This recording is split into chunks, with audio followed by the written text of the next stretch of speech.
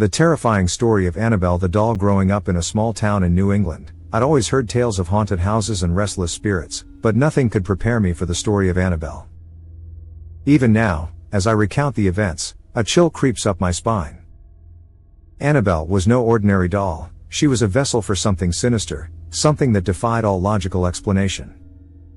My interest in the supernatural was piqued when I first stumbled across a dusty old book at a second-hand bookstore downtown. It was an account of various haunted objects collected over the years by renowned paranormal investigators Ed and Lorraine Warren. Among the eerie tales, the story of Annabelle stood out like a festering wound. A seemingly innocent Raggedy Ann doll, yet shrouded in malevolence.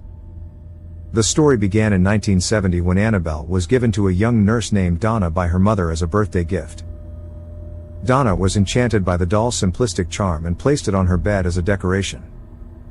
But it wasn't long before Annabelle began to reveal her true nature. The doll started moving on its own, at first subtly, changing positions when no one was looking. A leg bent here, an arm raised there. Simple tricks of the mind, Donna thought. But soon, these occurrences escalated into something more disturbing. One evening, as Donna returned home from work, she found Annabelle sitting upright on her bed, a feat the doll could not accomplish on its own. Her roommate, Angie, was equally puzzled, confirming that she hadn't touched the doll all day. The eerie sensation of being watched began to settle in their apartment, a feeling neither woman could shake. Then, the notes began to appear. Scribbled in a childlike hand on parchment paper, which neither of the women owned, were messages pleading for help. "Help us," one read. "Help Lou," another. Lou was Donna's boyfriend, who had always expressed unease about the doll, claiming it was the source of a presence in the apartment that felt wrong, almost evil. Despite their growing fear, Donna and Angie sought logical explanations. Perhaps someone was playing a cruel joke, or maybe they were simply overworked and stressed. Yet, deep down, they knew something was terribly wrong. They decided to contact a medium for answers. During a séance, the medium revealed that the spirit of a young girl named Annabelle Higgins had attached itself to the doll. Annabelle had died on the property years before, and her spirit sought solace in the girls, claiming she felt safe with them. Donna, with a compassionate heart, allowed the spirit to stay, believing the spirit's intentions were harmless. But Lou remained skeptical, convinced that the spirit was anything but benign. One night, Lou awoke from a deep sleep, paralyzed by fear. He watched helplessly as Annabelle crawled up his body, stopping just at his chest. The doll's lifeless eyes bore into his, and suddenly he felt a sharp, burning pain. He cried out, breaking the trance, and as he sat up, he found 7 distinct claw marks etched across his chest, as if scratched by some unseen beast. The wounds healed rapidly, adding to the inexplicable terror that had gripped them. Desperate for help, Donna reached out to Ed and Lorraine Warren, who had gained notoriety for their work with the supernatural. They arrived at the apartment, their presence both reassuring and unsettling. The Warrens wasted no time in assessing the situation, and their conclusion was far from comforting. The doll was not possessed by a benevolent spirit but was being manipulated by a demonic entity. Its goal was not to coexist with the young women but to possess one of them, ultimately leading to chaos and destruction. Ed and Lorraine agreed to take Annabelle off their hands, promising to keep it contained. As they left the apartment, Lorraine felt an overwhelming sense of dread emanating from the doll. It was a darkness that clung to everything it touched. Annabelle now resides in the Warrens' Museum of Haunted Artifacts, locked in a glass case, a warning to all who dare to underestimate the power of the unknown. The museum's walls echo with stories of the past, each object with a tale of terror, yet Annabelle's presence remains the most disturbing. Visitors are advised never to taunt or provoke the doll, for fear of unleashing its wrath once more. Despite the doll being safely confined, I couldn't shake the feeling that Annabelle's story was far from over. There was a palpable sense of unfinished business, a lingering shadow that seemed to stretch beyond the boundaries of time and space. As I ended my first recount of Annabelle's tale, I glanced at the audience. Their faces were pale, eyes wide with fear and anticipation. This was just the beginning. What lay ahead was a darkness none of us could predict, a mystery that would unravel piece by chilling piece. What we thought we knew about Annabelle was only the surface, and I feared that the deeper truths might be more horrifying than we could ever imagine. Little did we know, the real terror was just beginning, lurking in the shadows, waiting for the perfect moment to strike. The night after my initial telling of Annabelle's story, I found myself restless. The tale had an unnerving grip on my mind, its eerie details refusing to let go. I tossed and turned, replaying every unsettling moment in my head until exhaustion finally claimed me. But sleep offered no escape, it only served as a gateway to even more vivid nightmares. In my dreams, I was back in the Warrens' occult museum, standing alone in the dimly lit room where Annabelle was kept. The air was thick with a foreboding sense of dread. As I approached the glass case, I felt the weight of 1,000 unblinking eyes upon me. Annabelle sat there, her ragged smile stretched across her face, her eyes staring blankly ahead. The museum was silent except for the faint creaking of the wooden floorboards beneath my feet. Suddenly, a low whisper cut through the silence. I couldn't decipher the words, but the tone was unmistakably malicious. It felt as though the very shadows were conspiring against me. I tried to turn away, but my feet remained rooted to the spot. Then, without warning, Annabelle's head turned to face me, her eyes locking onto mine with a malevolent intensity. A chilling breeze swept through the room, extinguishing the flickering candlelight. The darkness was absolute. I awoke in a cold sweat, my heart pounding like a drum. The room was quiet, the only sound being the soft rustle of the curtains as a gentle breeze blew through the open window. The dream had felt so real, so tangible, as if Annabelle herself was reaching out from the depths of her prison to torment me. Determined to shake the unease, I decided to delve deeper into the mystery surrounding Annabelle. I needed to understand more about the doll's history and the dark forces that had attached themselves to it. Perhaps there were clues hidden within the Warrens' extensive archives that could provide more insight. The next day, I made my way to the Warren Legacy Foundation, hoping to find answers.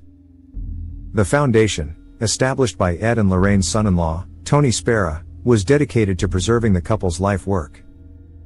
As I entered the building, I was greeted by the faint scent of incense and the comforting hum of people going about their daily tasks. Tony welcomed me warmly, though his eyes carried the weight of years spent dealing with the supernatural. "I've heard about your interest in Annabelle," he said, leading me to a small, cluttered office filled with dusty tomes and fading photographs. "There's more to her story than most people know." He handed me a worn leather-bound journal, Lorraine's meticulous notes scrawled across the pages. As I leafed through the journal, a particular entry caught my eye. Lorraine had written about a series of incidents that occurred after Annabelle had been placed in the museum. Strange occurrences, unexplained noises, and visitors falling ill after provoking the doll. The entity connected to Annabelle was still very much active, its influence extending beyond the confines of its glass prison. Tony leaned in, his voice barely above a whisper. "There's a theory that Annabelle isn't just a single entity. Some believe she acts as a conduit for something much larger, a hive of spirits all feeding off the fear and attention she generates. It's why we have to be so careful."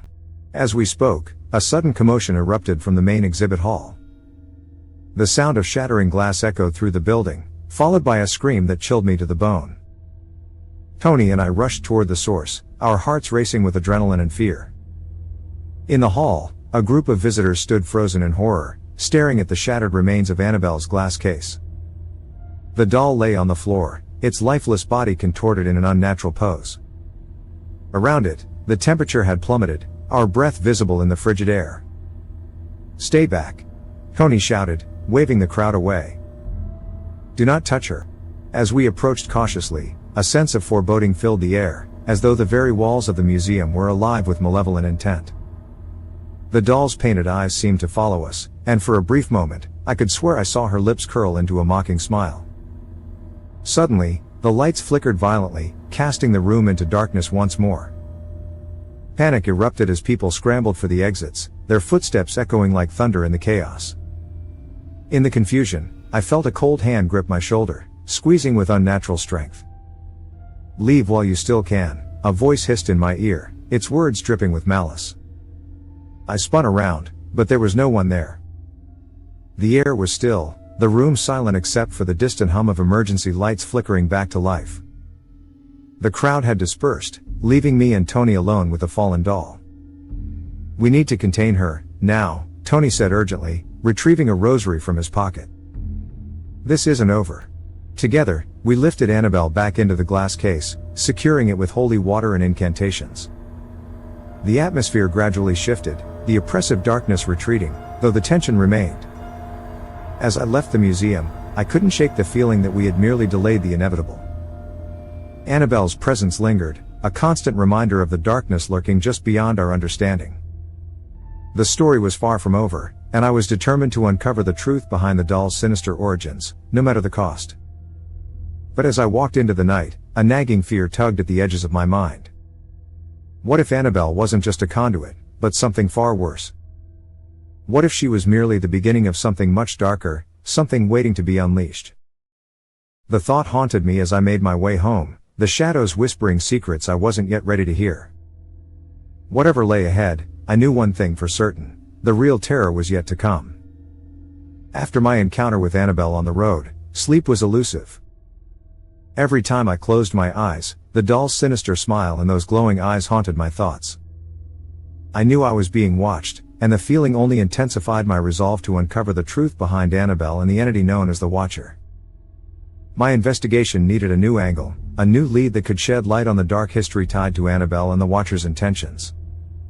I decided to reach out to an old friend and fellow paranormal researcher, Dr. Elise Hargrove.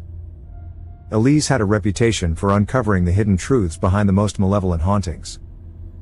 She agreed to meet me at a local coffee shop the next morning, intrigued by the complexity and danger surrounding Annabelle.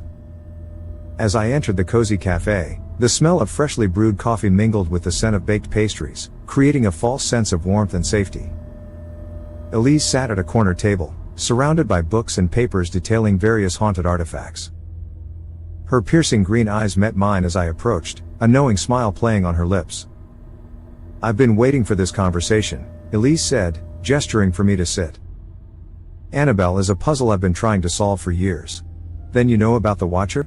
I asked, eager to get to the heart of the matter. Elise nodded, her expression turning serious.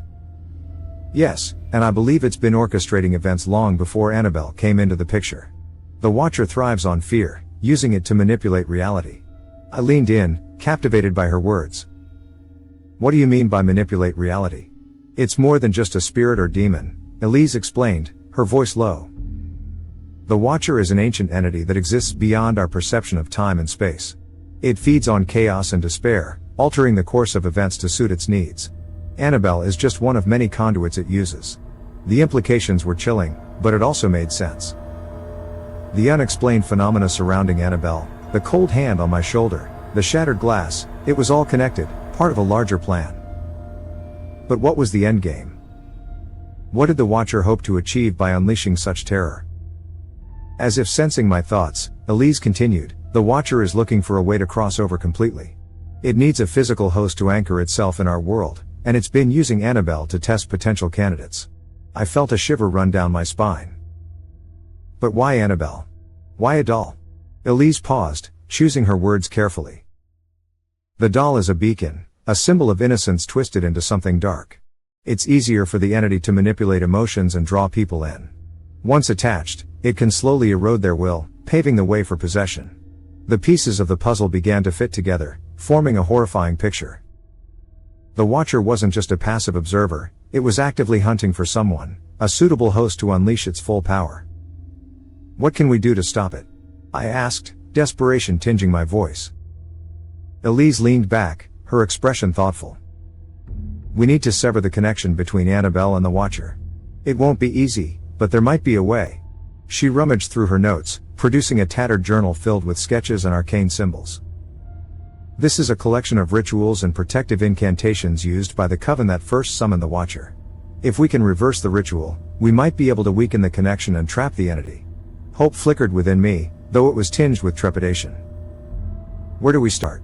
"We need to find the original site of the ritual," Elise replied, her eyes gleaming with determination.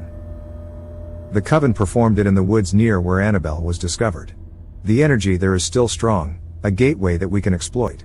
As we made our plans, a chill settled over the cafe. The lights flickered, and for a moment, the shadows seemed to stretch and writhe around us. A sense of dread filled the air, a silent warning that we were treading dangerous ground. "We're being watched," Elise whispered, her eyes scanning the room. "It knows we're onto it." The realization sent a jolt of fear through me, but it also steeled my resolve. We had to act quickly before the Watcher could counter our efforts. Time was of the essence, and any misstep could be disastrous. That night, I returned home to prepare for the journey ahead. I packed supplies, including a flashlight, a camera, and Lorraine's journal filled with notes on Annabelle. As I zipped up my bag, I noticed something strange, a small piece of parchment paper sticking out from between the pages. Curious, I pulled it free, revealing a hastily scrawled message in the same childlike handwriting Donna had described. "Help me," it read, followed by the name Lou. The note was impossibly old, its edges frayed and stained with age. I felt a cold sweat break out across my brow. How had it ended up in my possession? And why now, just as we were about to confront the source of the evil? Unease gnawed at my mind, but I couldn't afford to let fear derail our mission. I tucked the note away, determined to focus on the task at hand. Tomorrow, Elise and I would venture into the woods, seeking the truth buried within the shadows. As I lay in bed, the darkness seemed to close in around me, whispers of unseen forces echoing in the stillness. I wondered if I was truly prepared for what awaited us or if we were simply walking into a trap. Yet, beneath the fear, a glimmer of hope remained. We had a chance to stop the Watcher, to end its reign of terror once and for all. But the journey ahead would be fraught with danger, and the price of failure unimaginable. The morning sun barely pierced the thick canopy of trees as Elise and I entered the woods where the original ritual had been performed. The forest loomed around us, dense and silent, as if holding its breath. The air was thick with a sense of foreboding, each step echoing with the weight of countless secrets hidden in the shadows. We followed a narrow path that wound deeper into the woods, guided by the notes in Lorraine's journal and Elise's intuition. The trees closed in around us, their branches twisted and gnarled, casting long shadows that danced ominously in the dappled light. As we walked, the forest seemed to come alive with whispers, low and unintelligible, like 1,000 voices speaking just out of earshot. I shivered, feeling the weight of unseen eyes upon us. It was as if the very woods were watching, aware of our intentions and wary of our presence. "We're getting close," Elise murmured, consulting the journal. "The energy here is stronger." I nodded, trying to ignore the creeping sense of dread that threatened to overwhelm me. The stakes were higher than ever, and failure was not an option. We had to find the ritual site and sever the connection between Annabelle and the Watcher before it was too late. Suddenly, Elise stopped, her gaze fixed on a clearing up ahead. "This is it," she said, her voice barely above a whisper. The clearing was a natural circle, its center dominated by an ancient stone altar covered in moss and creeping vines. The air was cold here, a chill that seemed to seep into my bones. It felt like a place frozen in time, untouched by the outside world. As we approached the altar, I noticed symbols etched into the stone, their shapes both foreign and familiar. The sight of them sent a shiver down my spine, a reminder of the dark rituals once performed here. Elise began unpacking her supplies, laying out candles, herbs, and the arcane symbols needed for the counter-ritual. Her movements were precise, her focus unwavering. I joined her, helping to arrange the items around the altar. "Once we start, we can't stop," Elise warned, her eyes meeting mine. "The Watcher will try to interfere, but we have to see this through." I nodded, steeling myself for what was to come. The forest was silent, the air heavy with anticipation. It felt like the calm before a storm, the moment before the darkness surged forth. We lit the candles, their flickering flames casting eerie shadows across the clearing. Elise began to chant, her voice rising and falling in a rhythm that seemed to resonate with the very earth beneath us. The words were ancient and powerful, a call to the forces that bound the Watcher to this place. As the ritual progressed, the air grew colder, the shadows lengthening and twisting around us. I felt a pressure building, a sense of something vast and terrible lurking just beyond the veil. The forest seemed to tremble, the trees creaking and groaning as if in protest. Suddenly, a gust of wind swept through the clearing, extinguishing the candles and plunging us into darkness. The whispers intensified, growing louder and more insistent, a cacophony of voices urging us to stop. Elise continued chanting, her voice unwavering despite the chaos. I joined her, my voice steady even as fear clawed at my insides. We had to finish the ritual, to sever the Watcher's hold and end its reign of terror. The wind howled, swirling around us like a living thing. Shadows coalesced into shapes, figures emerging from the darkness, their eyes glowing with a malevolent light. They surrounded us, a circle of phantoms intent on stopping our efforts. One of the figures stepped forward, its form shifting and changing, until it was no longer a shadow but Annabelle herself. The doll's painted eyes locked onto mine, her expression one of pure malice. "You cannot stop us," she hissed, her voice echoing with the power of the Watcher. "This is our domain." The phantoms closed in, their presence suffocating, but I refused to back down. Elise and I continued the chant, our voices merging into a single force, a beacon of light in the encroaching darkness. The pressure intensified, a crushing weight that threatened to overwhelm us. I could feel the Watcher's anger, its desperation to maintain control. But we pressed on, determined to break its hold. With a final surge of energy, the ritual reached its climax. The air crackled with power, the ground shaking beneath us as the connection was severed. The phantoms shrieked in rage, their forms dissolving into mist as the Watcher's influence was banished. The wind died down, leaving the clearing silent once more. The oppressive weight lifted, replaced by a sense of calm and peace.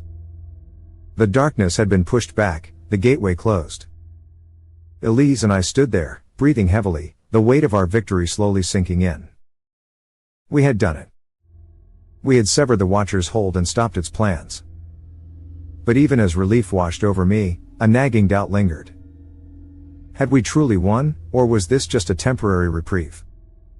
The Watcher was powerful and cunning, and I couldn't shake the feeling that it would find a way to return. As we packed up our supplies, the forest seemed to exhale, the tension dissipating like mist in the morning sun. But the path ahead remained uncertain, and the shadows held secrets I wasn't yet ready to face. With the ritual complete and the Watcher banished, I returned home, hopeful that the nightmare was finally over. But deep down, I knew that the darkness was never truly gone. It was waiting, lurking just out of sight, ready to strike when we least expected it. And as I lay in bed that night, the whispers returned, faint but persistent, a reminder that the true test was still to come. The darkness was watching, and the final confrontation awaited. The night after the ritual felt quieter than any night I had experienced in recent months. The oppressive darkness that had once lingered felt diminished, and the air seemed lighter.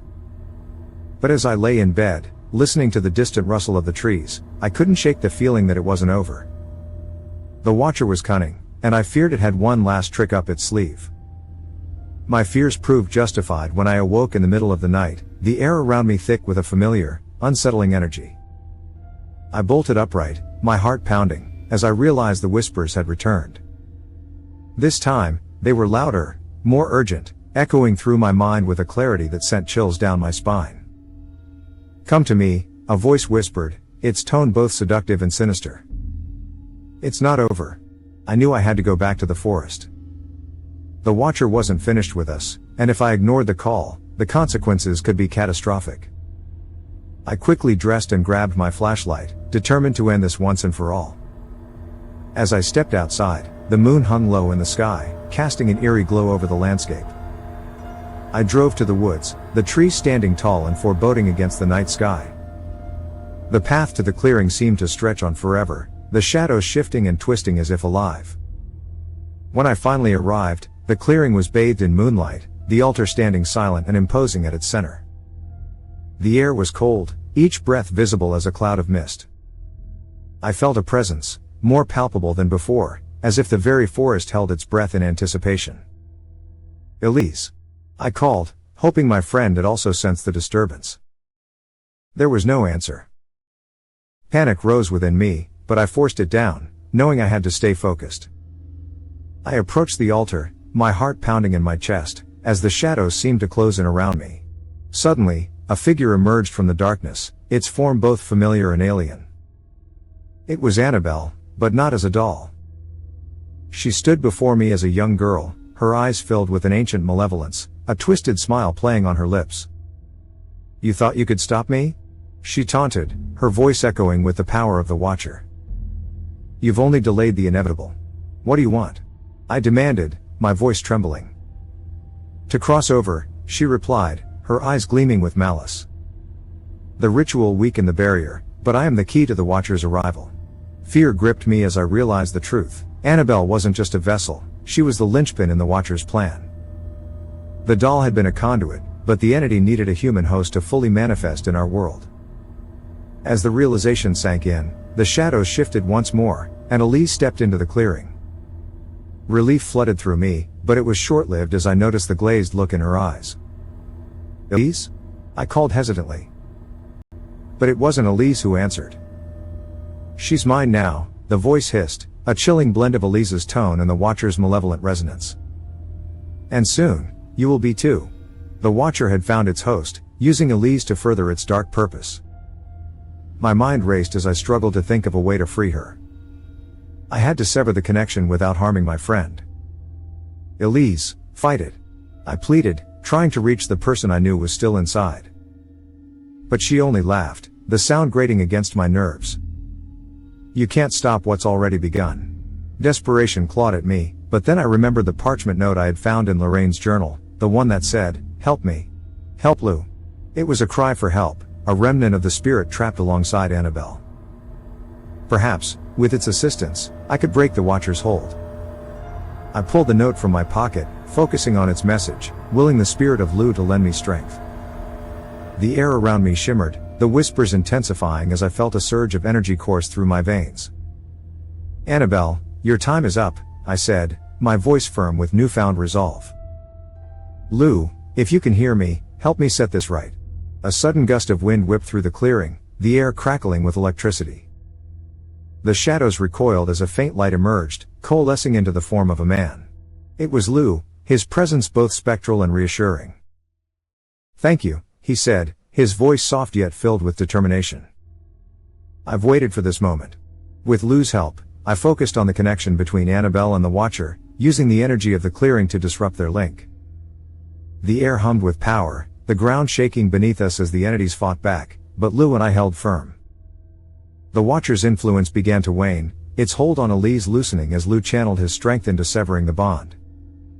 Annabelle screamed, her form flickering like a dying flame, until finally, with a blinding flash of light, she vanished, her presence banished from this world. Elise collapsed, the light returning to her eyes as the Watcher's grip faded. I rushed to her side, relief flooding through me as I saw the familiar warmth return to her gaze. "It's over," I whispered, helping her to her feet. Lou's spirit lingered for a moment, his expression one of peace and gratitude. "Thank you," he said once more before fading into the ether, his presence a gentle reminder of the battle we had fought together. The forest was silent now, the darkness receding as the first light of dawn broke through the trees. The air felt lighter, the oppressive energy that had hung over the woods finally dissipated. As we made our way back through the forest, Elise leaned on me for support, her strength returning with each step. The path seemed less daunting now, the shadows mere shadows, no longer hiding malevolent forces. We had faced the darkness and emerged victorious, but I knew the experience had changed us both. The Watcher had been defeated, its plans thwarted, but the encounter served as a reminder of the unseen forces that lurked just beyond our perception. Yet, as the sun rose higher in the sky, I felt a sense of peace settle over me. We had won, and for now, the world was safe. The darkness had been pushed back, but the battle against evil was far from over. We would remain vigilant, ready to confront whatever challenges lay ahead. But for now, as we emerged from the woods into the light of day, I was grateful for the victory we had achieved and for the friends who had stood by my side. Annabelle's story had come to an end, but our journey would continue, guided by the light of hope and the strength of those who refused to be defeated by the darkness. With the sun shining down, Elise and I left the haunted woods behind, our hearts lighter than they had been in months. The terror of Annabelle and the Watcher was behind us, but the lessons learned would guide us forward, ready for whatever lay ahead in the eternal battle against the shadows.